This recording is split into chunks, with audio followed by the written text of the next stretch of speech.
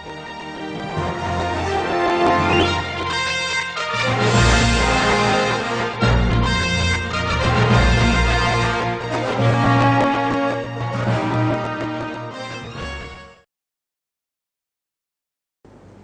to Bachelor of IT Revision Program Computer Systems IT1205. So today we are going to talk about Boolean algebra, digital logic as well as addressing mode, which is in your fourth module. So let's come to the rundown. Today we are going to talk about logic gates and addressing modes. So let's consider logic gates. This is really important when you are going to deal with logic gates. You must remember these truth tables well as symbols. So most important logic gates are NOT gate, AND gate, NAND gate, OR gate and NOR gate, and the other two gate also there, but still you have to deal more with these gate, but you will be getting some questions with these as well. So these are the logic gates that you can use. This is something to remember. This is really important because most of the time you can see in your past question papers the question about NAND gates are really common and very popular questions. So creating other gates with NAND. So NAND means not AND. So simply you can think of this as some built-in blocks. These are the blocks that you can use to replace one logic gate from another. So we are going to look at some questions and you will understand this very precisely. Let's move to the question. So this is 2015 question number 15. How many NAND gates are required for the following logic circuit if it is to be implemented only using NAND gates? So you can see in this question there is a NOR gate in here, there is a NOR gate in here, there is an AND gate here, and there is a OR gate again here. Let's see how to draw this circuit with NAND gates. Right, now you can see our logic circuit is here. So what we have to do is we have to replace these logic gates with NAND gates. So we have to think about our blocks, how to replace these logic gates. First the AND gate. Simply what we can do is we can so this is an AND gate and we can double the line, and this is the NAND gate, and we can double the line and put it through another NAND gate. So this block creates you the AND gate.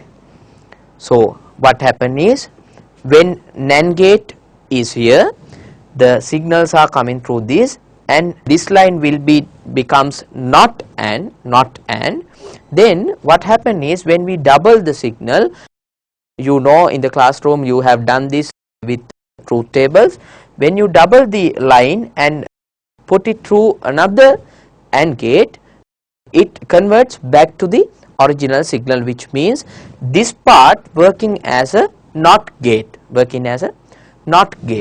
So this is the AND gate, and if I am writing this again, so this is the NOT gate, and again there is a O. So this is the block to convert O. So this is an AND gate, you double the line and put it through, you double the line, and this is a NAND gate, and again you put it through a NAND gate, and this is the block for the OR gate. If you convert this O to NO, which means not O, what you have to do is you have to double this line and put it through another NOT gate or another NAND gate. So all these are NAND gates, and we have blocks to replace these sections. Let's see how to do that. So I am going to replace this NO with this block. Okay,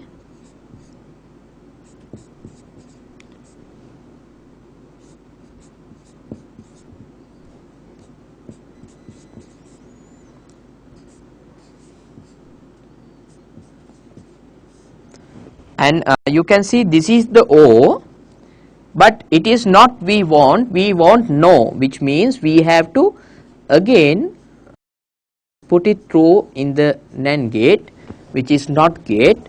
Now we can have the no. So this is signal A, signal B, then signal C coming here. Now what we have to do is we will put this through NAND, again we double it and put it through NOT, which gives you the AND. So here these two lines coming here, again you can see there is a O gate, so this is the O block, again you have to double the and put another NAND gate, and again you have to put it through another NAND gate. So this is the O block. So okay, circuit is clear and it is here. So the question was how many NAND gates are required to draw this circuit. Here it is really important that you can see there is a NOT gate here, and again there is a NOT gate here. There is a NOT gate here, again there is a NOT gate here. When we put one signal, this is a NOT gate, it's a NOT gate, and again NOT gate. What happened? 1 becomes 0 becomes 1, which means if we have two NOT gates in a one line, there is no point of having two gates because we will get the same signal after that. So likewise we do not need this one and this one, because this signal will be changed and again will be changed here, so we get the same signal. Likewise we do not this one, this not one and this not one, because it doesn't make anything to the logic circuit, because we will get the same signal to here. So likewise we can now count how many gates we need: 1, 2, 3, 4 and 5. So when you see the question in the options, you can find out there is option with number 5. So it is the answer.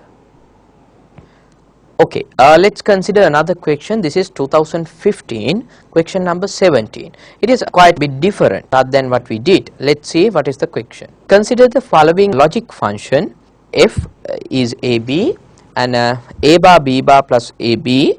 Which of the following logic circuit diagrams provide a similar output to the above logic function? In this logic function, it is a sum of products. What we have is sum of products, but you can see the diagrams down there.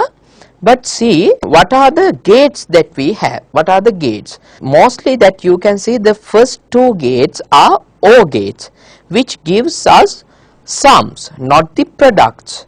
If you see the logic gates, normally in OR gate you will get the sum, in AND gate you will get the product. In here you will get the sum, and here you will get the product.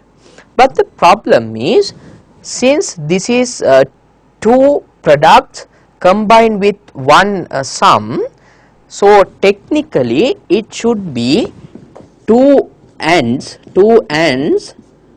and then the O operation.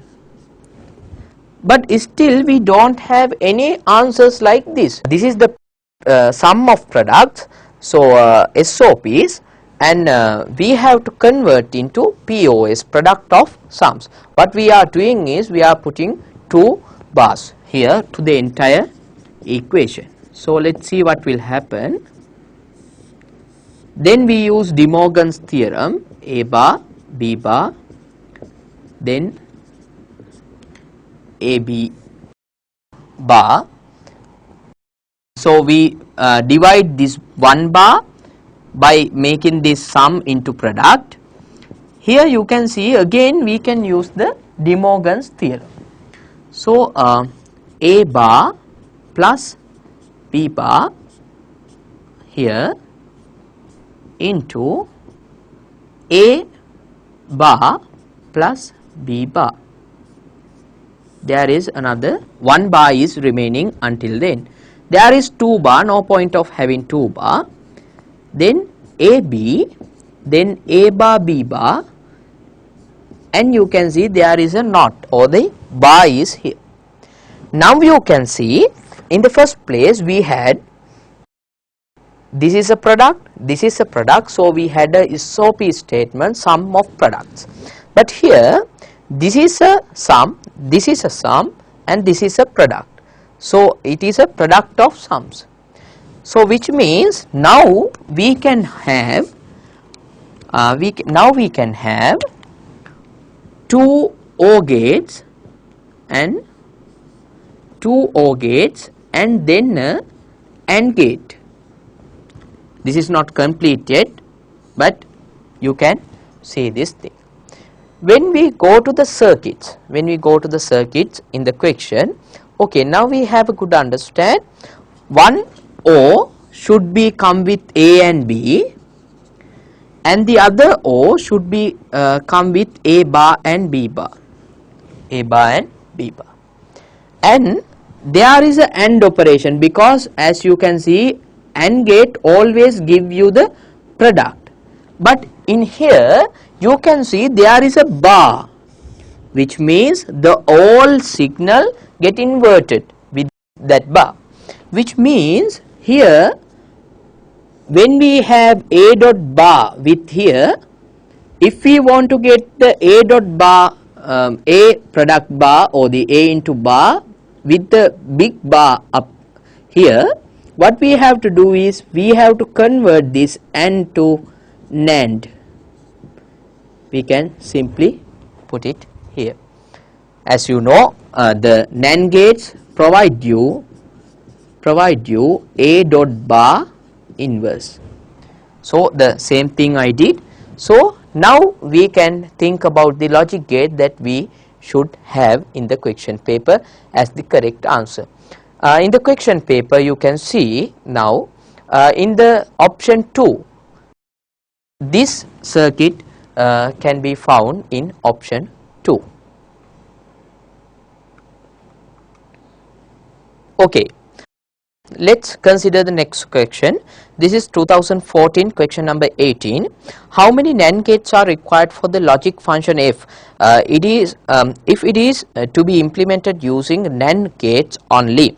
As I mentioned, the using NAND gates, these questions are very common and very popular. So let's consider the function f c a bar, b c bar, a b bar. Here you can see this statement is a statement of sum of products. So in this equation, for each this one we should have a AND gate, and. Again we have some bars here, which means we have to use NOT gate as well. So only we are allowed to using NAND gates. First implement the lines for the A, B, C and A bar, B bar and C bar. So let's consider this. This is A, and I'm going to double the line and NAND. Then this is A bar, this is B, and double the line NAND, and this is B bar, and this is C, double the line NAND, this is C bar. Okay, lines are clear. Already we have utilized 3 NAND gates. Let's see what happened. Here C dot A bar, which means we have to use another AND gate here, C dot A bar. So C should be here, A bar should be here. Since we need an AND gate, we can simply put a NAND here and double the line and we can take the AND operator here. Since we are using NAND, we have to first use the NAND and then take the inverse of that signal. Therefore, we have to use the NOT gate with NAND gates. So this is the block for AND. Same theory applies here. So line B and line C bar. So again we put NAND here, and again we are creating the NOT gate here. Again we have a AND gate. Then line A, line B bar, we are putting NAND gate here, double the line. Again we have a AND gate. Okay, up to now this is clear. Again, then we have plus, which means we have sums, which means we have to use OR gates. So for each signal, what we have to do is we have to implement the OR gate. So in the OR gate, you have seen that in the block, first we have to use the NOT gates first. So what we do is we simply put the NAND gate, again NAND gate, again NAND gate, and take all the signals and put another NAND gate. So as you can see, this is the O block. So this gives you C A bar, this gives you B C bar, and this gives you A B bar. When you simply put it here, you will get our function f. So the thing is, again, as I said, if we use two nodes, what will happen? There is no use of having two nodes. 1 becomes 0, 0 become again 1, 0 become 1, again it becomes 0. So if we have two nodes, one after the other, so we can simply eliminate both logic gates. So likewise we can see there is another two nodes connecting to each other in a row. So we can simply eliminate these logic gates. Now we can count how many logic gates we need: 1, 2, 3, 4, 5, 6, and in the end the 7th one. So the answer should be 7. Okay, so after the logic gates, then we are going to talk about the addressing modes, which is very common or the popular question in your question paper. So in the addressing modes, there are 4 addressing mode that you have to learn. So those are immediate, direct, indirect, and based indexed. So there are many addressing modes rather than this, but still you have to learn these 4. So let's talk about these addressing modes with a very good question in 2014. Actually you had 4 questions, 21, 22, 23 and 24, based on these 4 separate addressing modes. So let's take the question 2014 question number 21. It says a 2-word instruction is stored in memory at addresses 300, 301, and at the same time the instruction is load the $R1, which represent the register, and the 800 is the number. So in the addressing mode, it is all about how you find the operand. So what is the number that you have to find. So there are 4 separate ways of doing that. So let's continue the question. The contents of memory addresses 800, 900, 1000 and 1100 are 900, 1000, 700 and 500. So there is a memory and the value. So there are memory addresses 800, 900, 1000 and 1100. The respective values are 900, 1000, 700 and 500. After that it says the content of the indexed based register is index based register. So index based register is 300. Okay. Let's see the first question. What is the value loaded into register $R1 after the execution of the instruction if the addressing mode is immediate? Okay, I said there are 4 types: immediate, direct, indirect and based index. So first one is type immediate. Okay, let's see this diagram.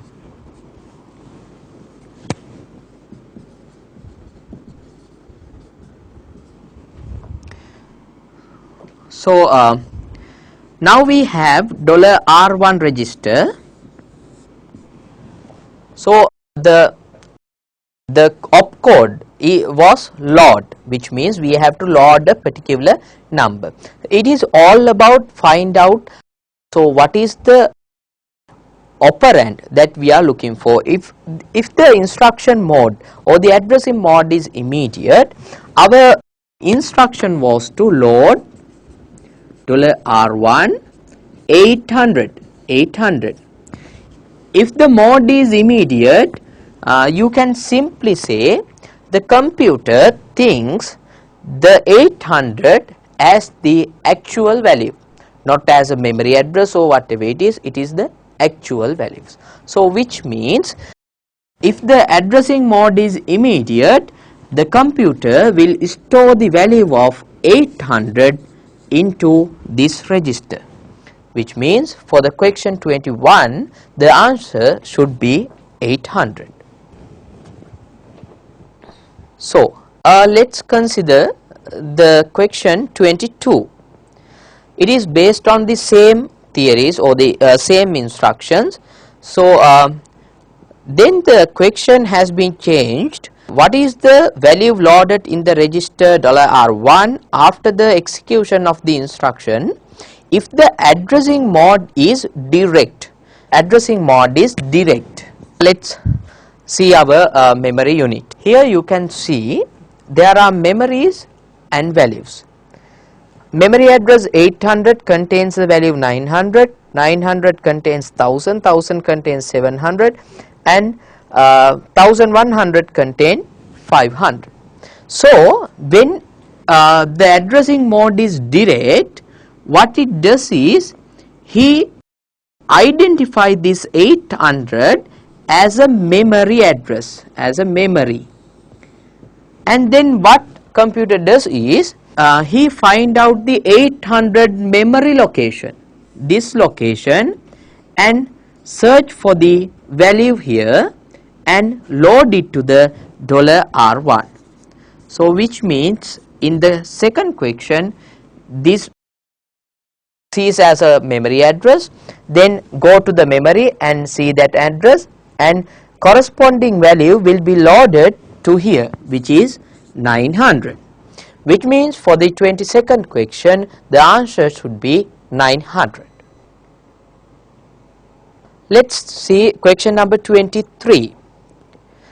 So the same instructions are given. What is the value loaded into register $R1 after the execution of the instruction if the addressing mode is indirect? Here, so what is the indirect mode? Indirect mode is you take this 800 as a memory address which keeps a memory.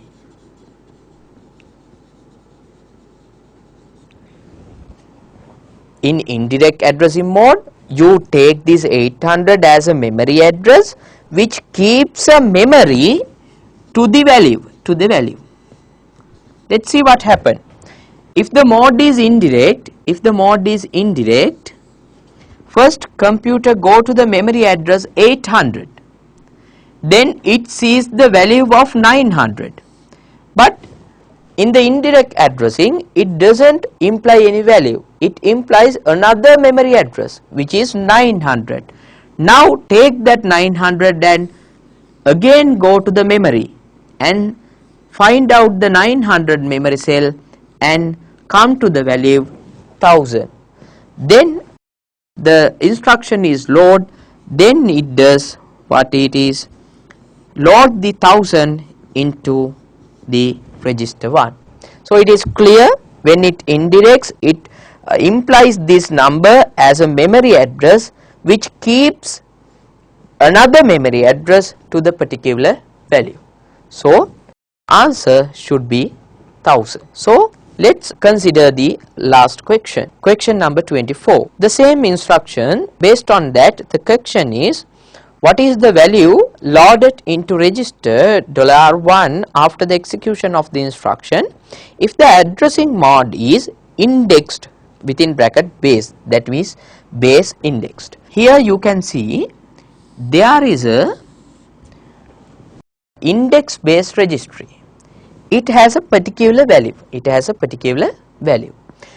as we know, in our memory we normally have, so this kind of a memory, when we have a memory, so this is 1000 and this is 1002 and likewise, and again within these lines we have another separate instruction sets.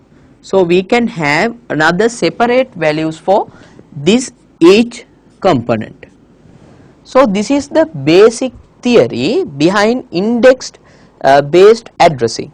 So computer, when it's come to index based,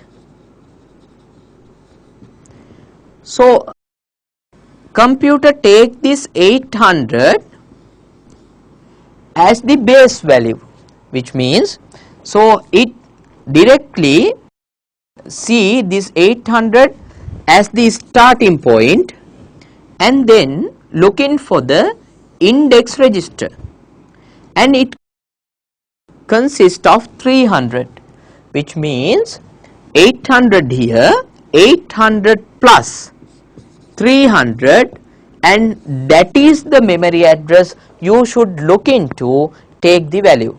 In the index base, simply what you have to do is, you have to take this number and the index register number and add those two, and you will end up with the memory location where the actual needed value is stored. So in this case 800 into 300 equals 1100. So this is the memory location. So in the memory, computer search in 1100 and you will end up with 500, which means in that case in memory 500 will be loaded to that register cell. So it is basically in the 24th question, the answer should be 500. Okay, that is about addressing modes. Hope you understand the lesson, and I wish you well for your examination papers. Thank you.